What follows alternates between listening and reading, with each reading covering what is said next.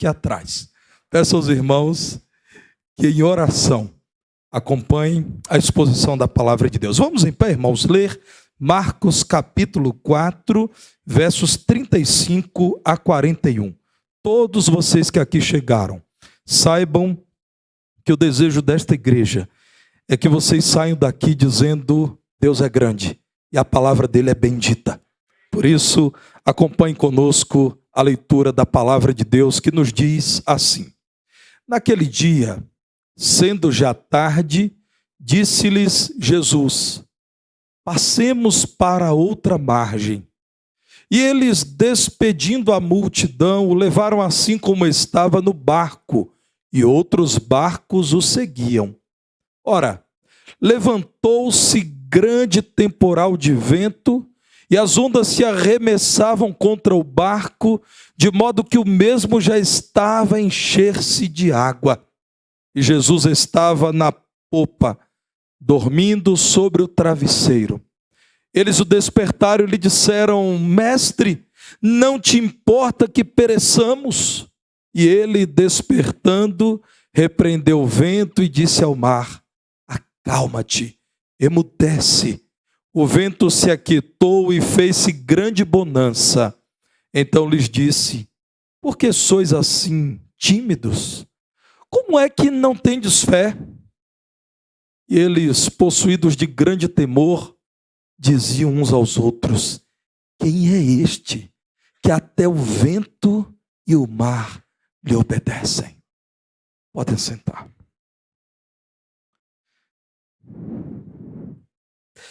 O nosso Senhor Jesus Cristo, em seu ministério terreno, apresentou-se perfeitamente como Deus e perfeitamente como homem.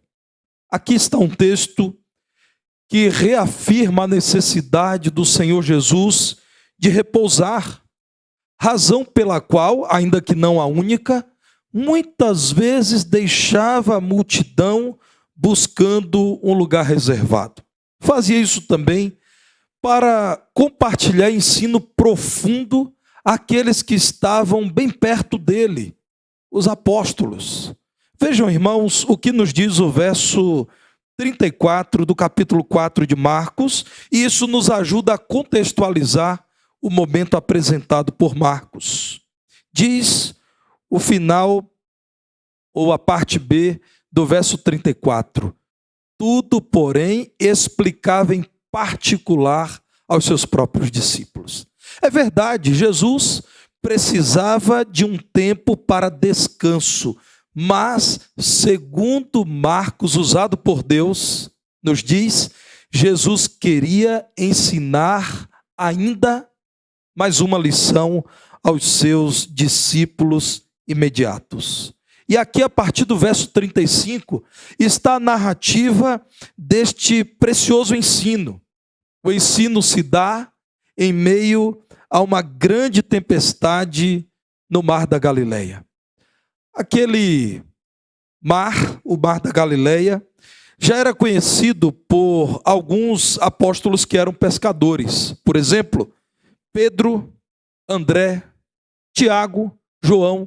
Sabiam que, muito embora aquele mar fosse um lugar quente, os arredores daquele mar da Galileia fossem lembrados por altas temperaturas, havia algum momento em que correntes de ar muito frio desciam das montanhas que estavam no entorno do mar, e esse choque fazia com que existissem tormentas no mar da Galileia com uma relativa frequência, uma boa frequência. Bem, é nesse cenário que Jesus ensina aos seus apóstolos um pouco mais acerca dele mesmo. Aqui, meus irmãos, uma vez mais, Jesus quer ensinar aqueles apóstolos que ouviam tanto acerca das opiniões sobre Jesus, que Jesus é muito mais do que um profeta, muito mais do que um pregador, muito mais do que um rabi. Jesus quis ensinar-lhes acerca da sua soberania, o que é atributo de Deus, quis ensinar acerca do seu pleno poder, o que somente está nas mãos de Deus. Quis Jesus revelar-se com clareza àquele grupo em meio a uma tormenta no mar da Galileia, no barco, que ele, o Senhor Jesus Cristo, é o Senhor absoluto sobre todas as coisas. Olhem para o texto bíblico, irmãos. Diz a palavra de Deus que já era tarde, quando Jesus disse: vamos à outra margem, e tão grande era a influência de Jesus naqueles dias, que segundo a palavra de Deus, barcos seguiram Jesus, mesmo depois dele ter se despedido da multidão. Diz a palavra de Deus que, tendo cumprido a sua tarefa diante da multidão, Jesus então dormiu sobre um travesseiro, que provavelmente era uma peça de couro que estava à disposição de Jesus ali no barco. É nesse momento em que Jesus está dormindo que, segundo a palavra de Deus, no verso 37, levanta-se grande temporal. Note que o temporal é descrito, parece-nos de modo redundante, mas é intencional, como um grande temporal, de tal modo que as ondas batiam contra o barco. As ondas arremessavam contra o barco e o barco estava enchendo-se de água e havia um grupo expressivo naquele barco.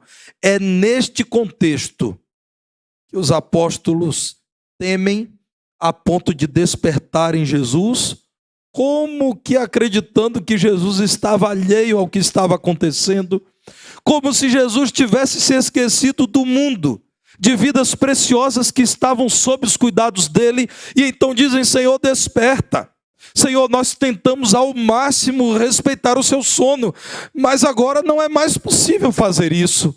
Diz a palavra de Deus que eles despertaram Jesus, e talvez Jesus estivesse aguardando um tempo para que o ensino precioso chegasse ao coração dos apóstolos. E enquanto os apóstolos tentavam acordá-lo, e o mestre um pouco mais de tempo aguardava, aquilo trazia agonia, perplexidade. Havia temor no coração dos apóstolos, de tal modo que eles se desesperam e dizem: mestre, agora já é demais. O Senhor não se importa com a possibilidade desse barco naufragar e todos nós morrermos? Senhor, não vês que estamos a perecer? É quando a palavra de Deus diz que Jesus repreende o vento e diz ao mar: acalma-te, fica mudo. Imediatamente, aquele que dá ordem a todas as coisas, aquele que fez com que todas as coisas viessem a existir, é obedecido e o vento se aquieta e tudo torna-se em paz. O cenário para que a lição fosse aplicada à vida dos apóstolos é perfeito. Jesus então diz: por que vocês são tão incrédulos, tão tímidos? Por que vocês não se permitem vivenciar tudo aquilo que têm recebido de mim? Como é que no momento desse, em que vocês poderiam, pela fé, enfrentar o temporal, vocês decidem abrir mão da fé? Diz a palavra de Deus que nesse momento o temor já não era mais o medo de naufrágio da embarcação. Não havia mais medo com a velocidade, com a força do vento. Não havia mais medo com a criação. Estavam agora assombrados. Diz a palavra de Deus que um grande temor caiu sobre aquele grupo, a ponto de se perguntarem: quem é este? Nós sabemos do que ele tem feito. Transforma água em vinho bom. Ele consegue dar saúde a quem está enfermo.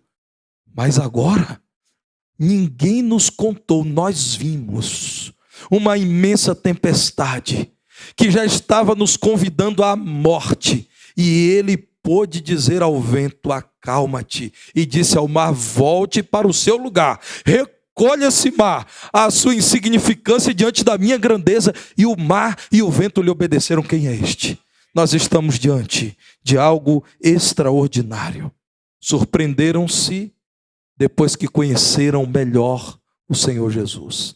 Saiba você que nos ouve nessa noite, você pode nessa noite surpreender-se com Jesus ao conhecê-lo de perto e o seu grande poder. Por isso nós oramos. Por isso esta igreja tem orado e hoje reunida em diferentes horários, com diferentes grupos, clamou a Deus para que você veja Jesus em toda a sua glória e poder e você diga: quem é este Jesus? Deste Jesus da Bíblia ainda não me falaram.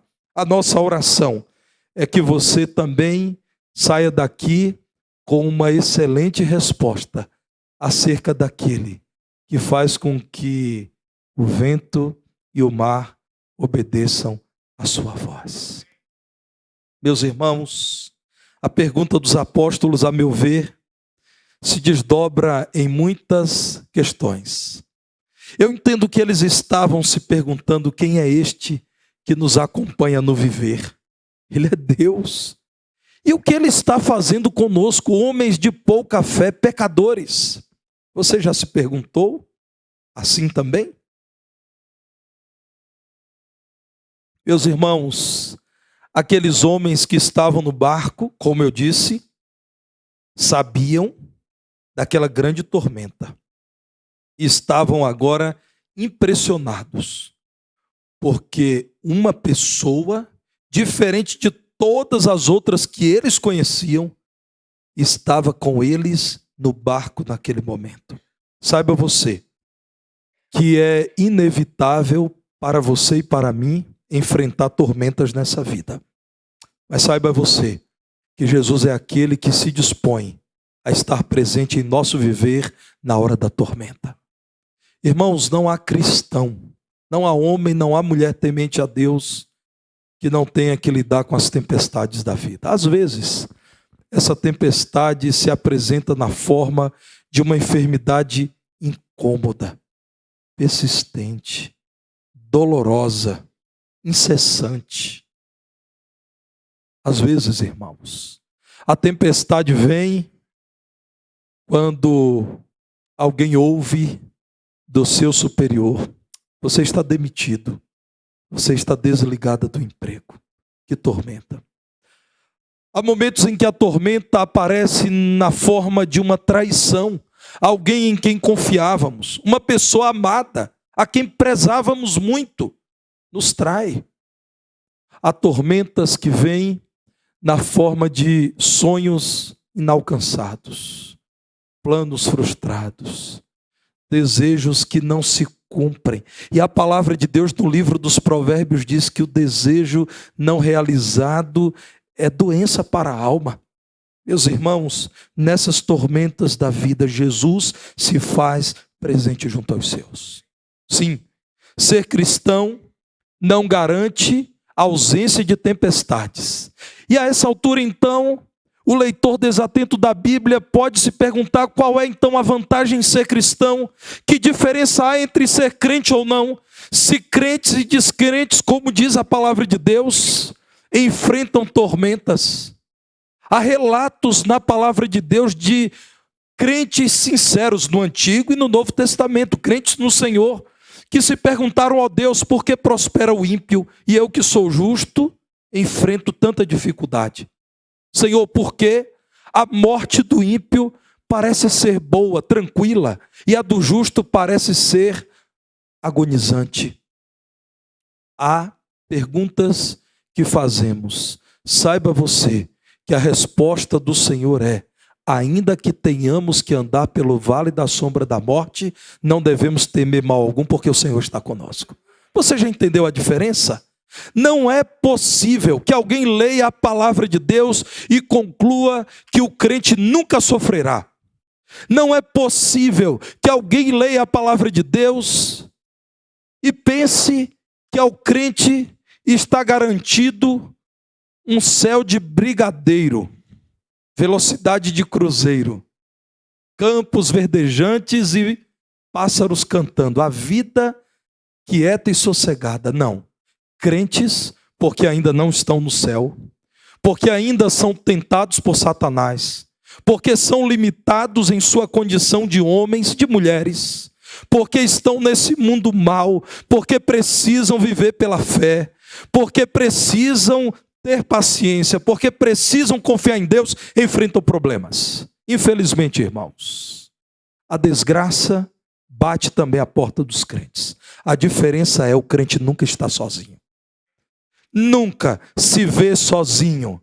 Talvez você comece a acreditar que está sozinho, você está enganado. Parece que Jesus está indiferente, dormindo.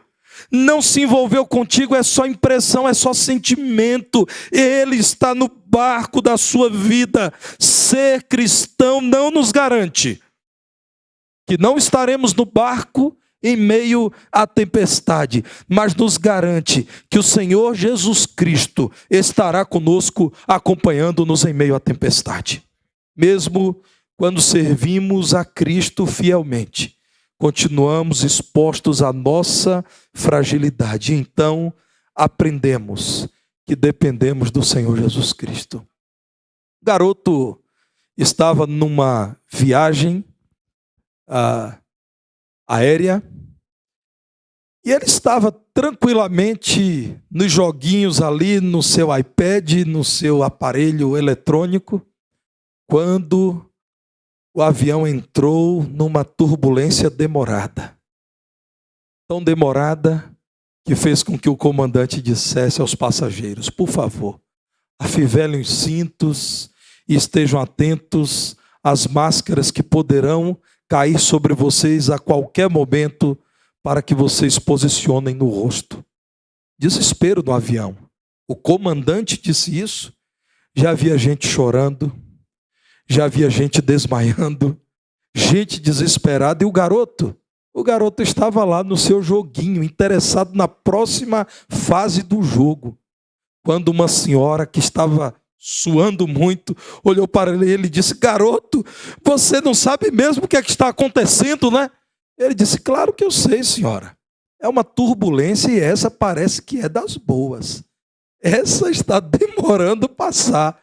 Menino, você não tem noção, você sabe que uma turbulência, claro que eu sei, é uma condição climática adversa, como nós estamos num objeto que é muito pequeno, então nós estamos agora à mercê dessa adversidade. E a mulher desesperada, irmão, segurando os cabelos, disse: então por que você está tão tranquilo nesse joguete? E ele disse: minha senhora, primeiro porque eu quero passar de fase no jogo, e segundo, porque o comandante é o meu pai sabe o que está fazendo. A senhora está preocupada à toa. O melhor piloto que o mundo conhece é papai. Eu estou fazendo essa viagem, papai está lá dentro, e eu tenho certeza que daqui a pouco papai vai dizer: ó, gente, foi brincadeirinha, está tudo certo. Você sabe quem está dirigindo a sua vida? Se você sabe que é Deus, pela fé você dirá: papai sabe o que está fazendo. Quem é este, irmãos, que nos acompanha no viver? Não precisaria nos acompanhar porque Ele é Deus. Não deveria nos amar tanto assim porque somos pecadores. Mas Ele, extravasando em graça, nos acompanha no viver. A pergunta é: quem é este que ouve as nossas queixas? Sim, olhe para o texto bíblico.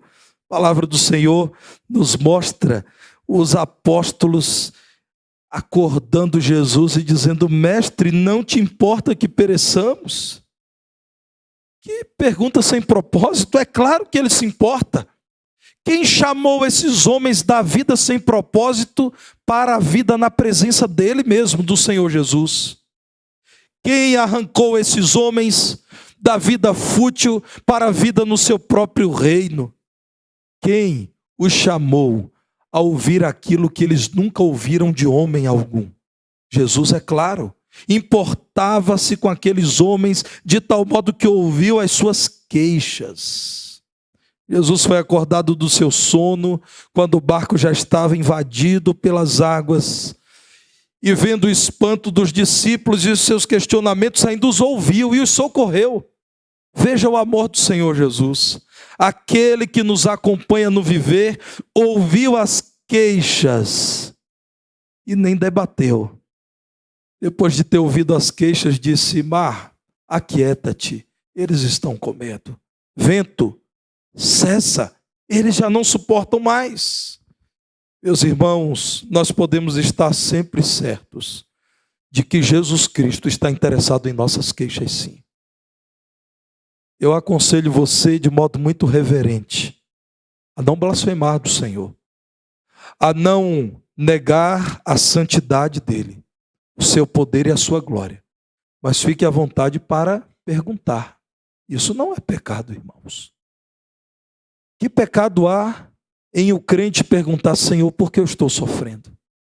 Senhor, por que o Senhor não me ouviu ainda? Pergunte, meu irmão. Um relacionamento maduro contempla esse tipo de pergunta, esse tipo de dúvida. Quem disse que é pecado apresentar ao Senhor uma dúvida? Não é pecado. O Senhor é aquele que ouve as nossas queixas, algumas delas tão infantis por vezes, algumas que nem deveriam ser colocadas, mas Ele nos ouve porque Ele está interessado em nosso viver e Ele cuida de nós. Cristo sabe das nossas lutas e das nossas dores. Ele nos ouve e nos ouve em oração. E nos ouve quando suplicamos. E nos ouve quando por vezes gritamos. E quando dentro do quarto choramos e dizemos: ó Deus, tenha misericórdia da minha vida. Veja o que diz a palavra de Deus no Salmo 103, verso 13. Ah, como é bendita essa promessa da palavra do Senhor. Como um pai se compadece de seus filhos, assim o Senhor se compadece dos que o temem. Você conhece bem um pai? Um pai sempre está atento às queixas dos seus filhos. Às vezes, irmãos, nós, pais dessa terra, até somos tentados a agir com impaciência. Meu filho, eu não já te disse isso. Mas nós ouvimos, irmãos, pedidos. Aquilo que nos parecem questiúnculas, mas que são questões importantes para os nossos filhos. Como um pai que ama seus filhos, se compadece deles, o Senhor se compadece daqueles que os temem. O Senhor se compadece daqueles que o temem. Meus irmãos, vejam ainda Hebreus capítulo 4, verso 15. Por favor, acompanhe em sua Bíblia esse texto tão especial da palavra de Deus. Hebreus 4, 15. Porque não temos sumo sacerdote que não possa compadecer-se das nossas fraquezas. Antes, foi ele, Jesus. O texto fala-nos de Jesus, o sumo sacerdote eleito pelo Pai. Antes foi ele tentado em todas as coisas. Você sabe o cansaço? Ele, na condição de homem, experimentou o cansaço. Você sabe a decepção com as pessoas que já te aplaudiram? Ele, Jesus, sofreu tudo isso. Você sabe quando você sente fome, tem sede? Jesus Cristo teve fome. Jesus Cristo teve sede. Ele foi tentado em todas as coisas à nossa semelhança. Apenas há uma exceção. Ele não pecou, mas sem pecado. Saiba que ele ouve as suas queixas. Mas a pergunta feita depois de ter Jesus ordenado à criação que se acalmasse foi: quem é este? Quem é este que nos ensina a vontade de Deus? Olhe para o texto bíblico no verso 40. Jesus então diz: por que vocês não se lançam logo à vida pela fé? Por que vocês são tão lentos? Essa é a ideia de timidez aí. Por que vocês são tão remissos? Por que vocês estão travados interiormente? Por que vocês, diante de tudo que já têm visto, não vivem pela fé? Como é que eu, estando no barco, não fui presença suficiente para acalmar o coração de vocês? Por que vocês não creem? Por que vocês não confiam? Por que vocês não se entregam? Vocês ainda não sabem quem eu sou? Como é que vocês decidem abrir mão da vida pela fé? Os discípulos estavam, irmãos, sofrendo muitos temores, mas o principal deles era a falta de fé. Quão terrível é a vida de alguém que não crê em Deus. Quão terrível é a vida de alguém que se vê como autônomo no campo espiritual. É ele por ele mesmo. Ele decide tudo. Ele se arrisca. Ele tem um plano para a sua própria vida. Quão triste é a vida de alguém que é indiferente à existência e à vontade do Deus que o criou. Jesus Cristo está perguntando àqueles discípulos: por que vocês esqueceram-se de tudo o que eu tenho dito? De tudo o que eu já fiz? Precisam rever o ensino, especialmente esse agora na hora do aperto. Porque na hora do aperto, irmãos, é que nós revelamos quem somos. É quando não dá tempo de pensar que nós então dizemos quem somos. Há muitos e muitos anos, em uma outra cidade que não Belo Horizonte, e os irmãos não saberão que cidade é essa, porque o Brasil é formado por mais de 5.000 municípios. Eu fui convidado para pregar numa igreja. Eu cheguei mais cedo do que o horário do culto, e o pastor me pediu para chegar mais cedo, o pastor da igreja, para conversarmos um pouco, para orarmos. E eu cheguei tão cedo, irmãos. Eu ainda era um pastor solteiro, portanto faz muito tempo isso. Eu devia ter 21 anos de idade, era recém-ordenado ao ministério. Eu estava sentado com o pastor conversando e havia apenas um adolescente no microfone. Alô, som, alô, 1, 2, 3, testando. De repente, meus irmãos, ouvimos um palavrão amplificado na caixa de som. O colega pastor não sabia o que fazer, ele ficou muito constrangido. Eu pus a mão no ombro dele e disse: fica preocupado não, essas coisas acontecem. O menino estava testando o microfone e tomou um choque. Era microfone com fio. E aí não teve jeito, irmãos, ele soltou ali o que ele dizia em casa e na escola. Pastor Márcio, viajando aí por Minas Gerais, o irmão deve ter notado que adolescente normalmente testa microfone, né? Pois é, bom alertar os adolescentes. Vivam como crentes. Cuidado com o que vocês falam, porque se o microfone der um choque, você não tem tempo de pensar. Meus irmãos, e tudo que o pastor disse foi: depois do culto eu vou pegar esse cidadão e eu vou arrancar o couro dele. A vida é assim, irmãos. Quando nós estamos em meio ao susto da vida, no pânico, na hora em que somos surpreendidos, claro, por aquilo que é inesperado, nós somos quem somos.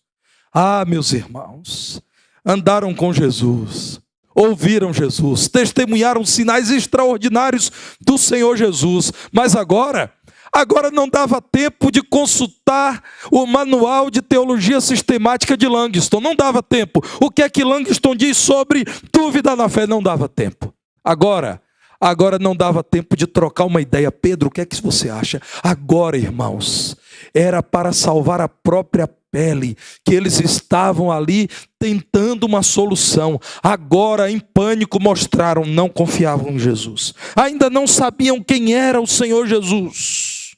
Era preciso ainda que se entregassem ao Senhor Jesus e se entregassem a Jesus crendo ser Ele o próprio Deus.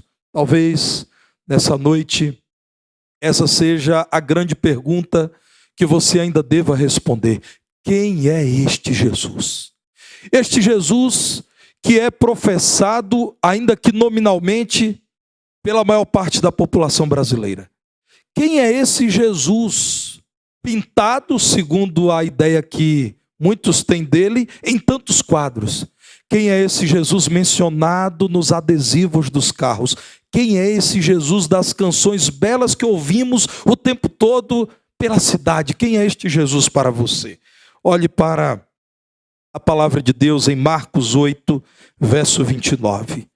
E aqui você encontrará Pedro, apóstolo do Senhor Jesus Cristo, conversando com Jesus. Jesus, então, antes do verso 29, diz: Pedro, o que estão dizendo de mim? Eles dizem que eu sou quem? Então, Jesus ouviu: olha, dizem que o Senhor é João Batista, há quem diga que o Senhor é Elias que voltou a viver, um dos profetas. Jesus então perguntou: mas vocês que andam comigo, quem dizem que eu sou? Pedro respondeu: tu és o Cristo. Essa palavrinha aí, irmãos, na língua grega, Christos. Tu és o ungido, o escolhido, o Salvador. Tu és aquele que veio do céu para salvar o pecador. É o que Pedro disse. E você, para você, quem é Jesus? O nosso saudoso pastor Isaltino Gomes disse o seguinte, pensando na ideia que tantos tinham acerca de Jesus durante esse tempo do ministério terreno de Jesus. Quem é Jesus? Para os fariseus, um possesso por demônios. É o que é dito em Marcos 3:22. Para a família de Jesus, em algum momento ele foi chamado de desequilibrado. É o que diz Marcos 3:21. Para Herodes, Jesus era João Batista que ressuscitou. É o que está em Marcos 6:16. Para outras pessoas, ele era um profeta do passado que voltou a viver. Isso está em Marcos 6:15. Para o Pai, para Deus, o nosso Pai, Jesus é o Filho amado que deve ser ouvido. É o que está em Marcos 9:7, que eu convido você a ler agora. Diz assim: este é o meu Filho amado, a ele deem ouvidos, a ele ouçam. Quem é Jesus para você? Essa pergunta contempla a necessidade de uma resposta individual. Não é quem é Jesus para o seu avô. Não é a pergunta acerca de quem é Jesus para a sua vizinhança. Quem é Jesus para a sua tribo, para a sua rede de relacionamentos no ambiente virtual. Quem é Jesus para você? Jesus continua sendo o mesmo que nos acompanha no viver e trouxe você atribulado mesmo como está aqui nessa noite, nessa hora. Jesus continua sendo aquele que ouve as nossas queixas e sabe que em seu coração há tantas perguntas, há tantas dúvidas, que ele nessa noite aceita ouvir. Jesus é aquele que está aqui para te ensinar a vontade do Pai. Saiba que Jesus, segundo a palavra de Deus, é aquele que teve misericórdia de nós pecadores. Decidiu vir a esse mundo, cumprir a justiça do Deus Santo e apresentar-se na morte dele mesmo na cruz como pagamento por mim e por você, para que eu e você, agora tendo tido diante do Pai o nosso grande problema da condenação do pecado resolvido, desfrutarmos de paz com Deus, libertação da ação de Satanás, o nosso arqui-inimigo, e termos a segurança da vida eterna no céu. Quem é Jesus para você? A minha oração é que você possa dizer: Jesus é o meu Salvador. É aquele que quando o mar se revolta, posso clamar dizendo: Mestre, tem misericórdia de mim que vou perecendo.